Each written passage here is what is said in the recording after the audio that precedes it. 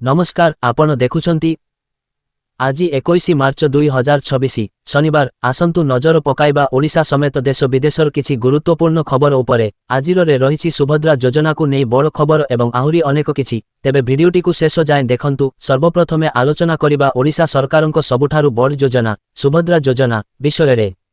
जो महिला माने एपर्यंत आवेदन करिनाहांती सेमानंक पाई ऑनलाइन आवेदन प्रक्रिया जारी रहिछि। एहासह द्वितीय पर्याय टंका केबे मिलिबो से नहीं सरकारंक पक्षरु प्रस्तुति शेष होईछि। जदि आपणकर किछि त्रुटि अछि तेबे तुरंत सुधारी नियंतु।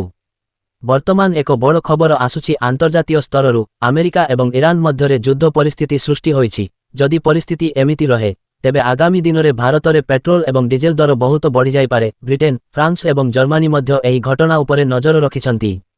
अन्यपटे भारतर वैदेशिक संपर्क को मजबूत करिबा पाई प्रधानमंत्री नरेंद्र मोदी ओमान गस्तरे जाइछंती। सेठारे से ओमानर सुल्तानंकु भेटिबा सह अनेक गुरुत्वपूर्ण व्यावसायिक चुक्ति स्वाक्षर करिछंती। एहा द्वारा भारतर बजार एवं नियुक्ति क्षेत्र में उन्नति आसिबो बोली आशा करा जाउछि।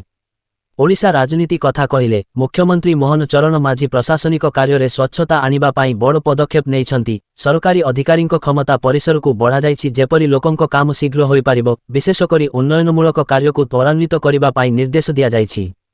केंद्र रेल मंत्री अश्विनी वैष्णव सूचना देइछंती जे भारत में रेल दुर्घटना संख्या पूर्व अपेक्षा कमिछि। एहासह शिक्षा क्षेत्र में ओडिशार छात्र छात्रींक पाई खुशी खबर केंद्रीय विद्यालय रे नामलेखा पाई प्रक्रिया आरंभ होईछि। अभिभावक माने ऑनलाइन माध्यम रे आवेदन करि पारिबे। तेबे एहा थिला आजि सकाळर किछि मुख्य खबर। एमिति प्रतिदिन ओडिशार खबर पाई आम चैनल को सब्सक्राइब करंतु एवं वीडियोटी को निज सांगसाथींक सह शेयर करंतु। धन्यवाद। जय जगन्नाथ।